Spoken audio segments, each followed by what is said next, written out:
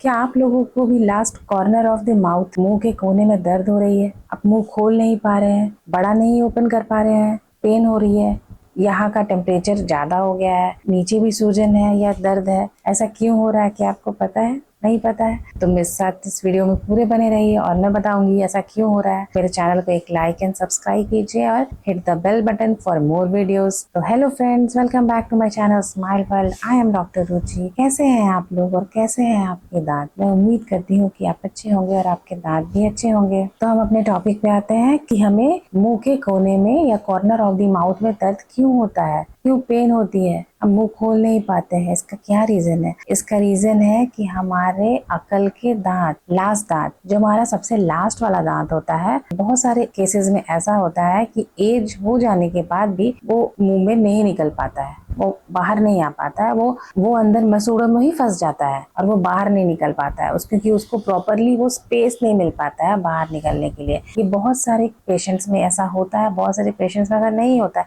किसी में निकल आते हैं, किसी में नहीं निकल आते हैं। जिसमें नहीं निकल आते हैं उसमें यही होता है कि वो एरिया, लास्ट का एरिया, वो सूज जाएगा, स्वेलिंग हो जाएगी, वहाँ पेन होगा।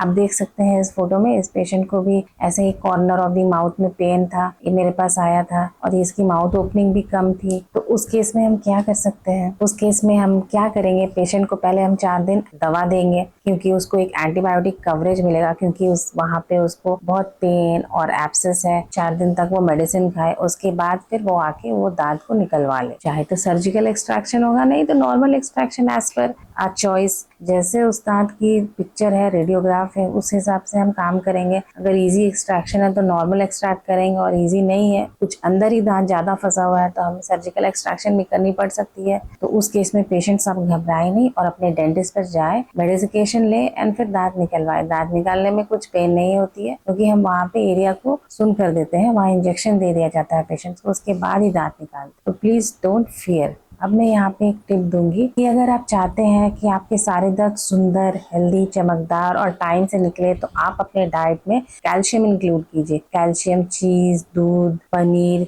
जितने भी मिल्क प्रोडक्ट्स होते हैं उनसे होता है, उनसे मिलता है।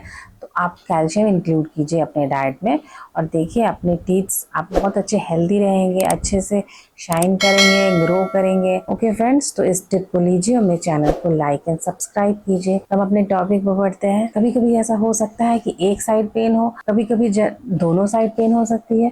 तो ये डिपेंड करता है कि हमें कौन सा दांत हमारा नहीं निकला है प्रॉपरली। ये लास्ट वाले 15 से 22 ईयर्स तक हम ले सकते हैं एज निकलने का, लेकिन उसके बाद जब नहीं निकल पाता है तब उसमें पेन होती है। ये लास्ट वाले टूथ की जो डायरेक्शन होती है निकलने की, बहुत ही अजीब होती है। कभी ये पूरा तिरछा ही निकल जाता है, कभी ये बाहर ही निकल जाता है, कभी ये बैकवर्ड भी रहता है। केस ऐसे हो सकते हैं जहाँ अलग अलग डिफरेंट पोजीशन होती है इस टूथ की, इसलिए वो नहीं निकल पाता है। अगर वो बैक रहेगा, मतलब उसका जो फ्रंट का पोर्शन है वो पीछे की तरफ घुमा रहेगा, तो कहाँ से निकल पाएगा? ऑब्वियसली नहीं निकल पाएगा। अब इस पिक्चर में भी देख सकते हैं कि अलग अलग पोजीशंस होती है, इसके कारण भी नहीं निकल पाता है। तो अगर ऐसी प्रॉब्लम हो रही है, आपको थोड़े समझदार है, तो आप अपने डेंटिस्ट पर जाके एक रेगुलर रूटीन चेकअप करा सकते हैं कि क्या हमारे दांत मसूड़े में फंसे हैं। तो जब कुछ ऐसा पेन आपको हो, उससे पहले ही आप निकलवा लीजिए, उसमें उतनी पेन भी नहीं होती है। तो ठीक है फ्रेंड्स, आई थिंक आप समझ गए होंगे कि मैं क्या कहना चाह रही हूँ। तो मेरे चैनल को लाइक एंड सब्सक्राइब कीजिए, बेल बटन को हिट कीजिए